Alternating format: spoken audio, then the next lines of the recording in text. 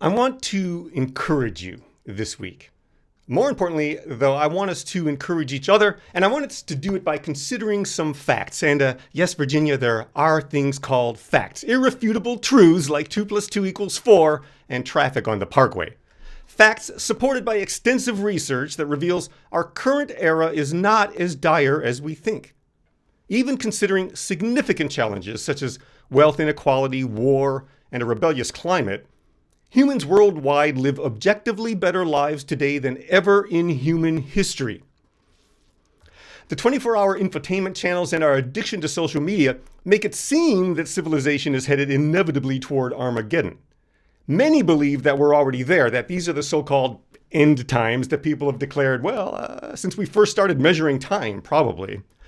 Every generation has its Eeyore, its street corner prophets writing on the subway walls declaring the end is nigh. But factually, nothing could be farther from the truth. Humans across economic classes, from the most impoverished to the most grotesquely wealthy, live in the healthiest, safest, most prosperous era ever in human history. Civilization is not ending. It's changing, and it must change, really, but already, humans are much better off than we were a mere 50 years ago. While someone will always have something to complain about, our instant access to data, not necessarily information, but non-contextualized data, is unprecedented in its ability to gum up the machinery of society and make us think the worst of everyone and every situation. We can't critically understand a situation without knowing its full context. And context, such as the thousands of years of nuanced history and ancient cultural influences affecting the ongoing Middle East conflict, context does not readily lend itself to a quick soundbite, which is how humans process information now. We don't dig for truths. We skim and scroll, and then we think we're experts. Before the internet, there were only a handful of news sources, most of them staffed by fact-checking journalists who lived in the neighborhoods and cities they reported about. Because it took some time to put a news story together, society tacitly understood that the stories they were reading, hearing, and seeing were exceptions to the rule, not the rule itself. The Boston Strangler was an anomaly, not representative of everyone who lives in Boston. Well, today we can watch, read, and listen to the news on our phones 24/7. We've forgotten that the reports we're consuming are outliers. The news isn't about the ordinary, everyday lives that billions of us live without significant incident. The news is about the uncommon, the outrageous, the stuff that should serve as an example of bad behavior. But we've normalized bad news. We forget it's about the atypical, and so we see a dying planet filled with warmongering, selfish people who want to murder each other and object to all manner of social services that would better everyone's lives, all because we've dehumanized ourselves. We see each other as objects, all because of the misinformation we consume all the time. We've even invented a new word for our obsession with lousy news: doomscrolling. What the world is suffering from is largely an attitude issue. We feed ourselves bad information, so we see the world and its inhabitants as bad, including ourselves. So we've got to do something different. For the sake of humanity and our planet, we have got to change our outlook and our attitude. And that cannot happen if all we're doing all day, every day is doom scrolling. So instead, let's surf for encouragement. Think about it for a moment. What do you see on the news? War in the Middle East, Trump being despicable, Putin being despicable, and maybe a story or so about congressional gridlock or something else that helps us presume our political system is much more broken than it is. It's broken, but it's not beyond repair. We see the same stories over and over and over again, making us believe everything's going to hell when in fact, some very easy research turns up just the opposite. Just ask your favorite AI assistant or search engine this question: is humanity better off today than 50 years ago? Well, when you do that, you'll find that people's answers are most universally no, because again, we're being told everything's horrible all day long. But the fact is that today, just 1 of every 9 people are undernourished, even as our population has more than doubled in the last 50 years. That's actually good news. That's progress. This is the most prosperous, safest time to live for the greatest and most diverse number of humans in history. I think that's encouraging because it means we can do even more if we would just stop doomscrolling long enough to realize what we've already accomplished. I'm scapegoating social media a bit, but humans have a tendency to think the worst. In the book Factfulness, which I've mentioned many times, Swedish academic Hans Rosling argues that humans instinctively perceive the world as worse than it is. That's due to several factors, including evolutionary survival instincts, our tendency to divide everyone and everything into us and them, and the advent of a mass media that makes it way too easy to propagate woefully misbegotten ideas. We perceive issues where they don't really exist.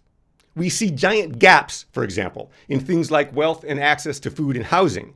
And we think they're bigger than they are. They're there, but the truth about how big those gaps are and how easy they might be or difficult to close is way blown out of proportion. For example, let's take a look at these 2 charts about socioeconomic development. This first one is from 1965. Look how neatly divided into sort of us and them this box seems to be.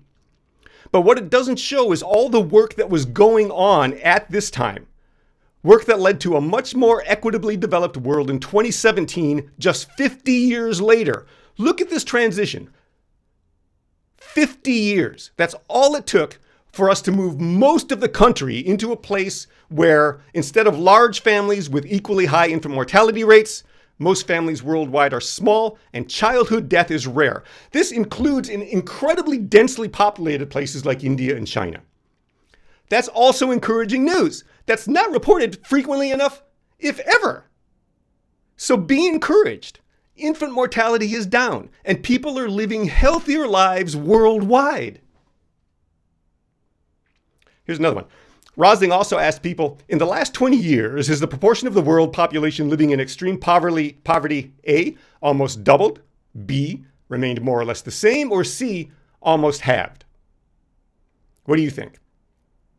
Well, you probably know the answer now because I've been saying that all the other answers are wrong. So yeah, globally, only 7% answered this question correctly. Only 7% answered this question correctly. In the United States, 95% of us answered that the extreme poverty rate hadn't changed, or worse, we answered that it had doubled, which is exactly the opposite of what happened. It's no wonder we're all so depressed and angry and nervous and addicted. Our worldview is completely upside down. In 1970, about 60% of the world's population lived in poverty, according to the World Bank. Today, about 8.5% of the population lives in poverty. That is still 8.5% too many, but look how far we've come in 50 years.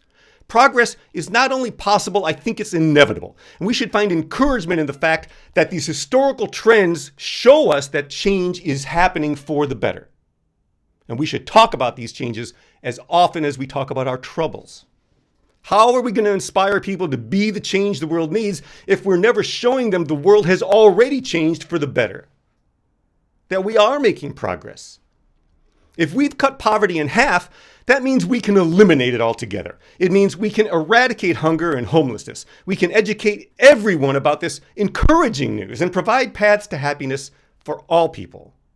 And we can do these things not because we're doomsayers afraid of other people and cultures, but because we've been helping each other out for centuries, if not millennia.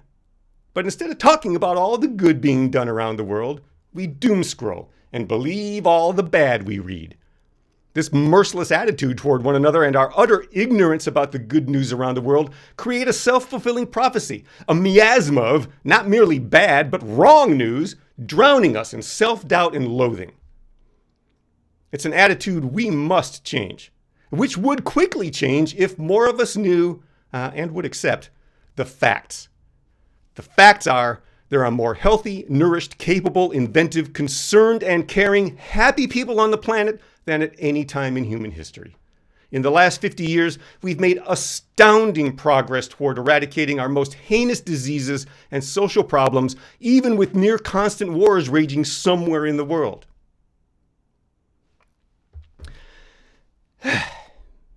Do we live in a post-scarcity utopia? No, not yet. But we also don't live in a hellish post-apocalyptic dystopian nightmare. We've made and continue to make incredible strides toward a more peaceful, equitable reality for all people. Let the knowledge of our progress encourage you. Share the good news with others. Post on your socials about low poverty rates, low infant mortality rates, the widespread acceptance of vaccines and how they've wiped out most of our dangerous diseases. Post all of these things. And then, maybe one day, we'll turn on the news to hear about a world that's filled with love instead of doom, because we encouraged it into being. Amen. Questions to consider today, my friends. How do you stay encouraged and provide encouragement for others? What ways are you finding encouragement, and how are you providing it maybe for some other folks around too? Let's go into small groups for a little bit to discuss with each other, and then we'll get back together in the big room to see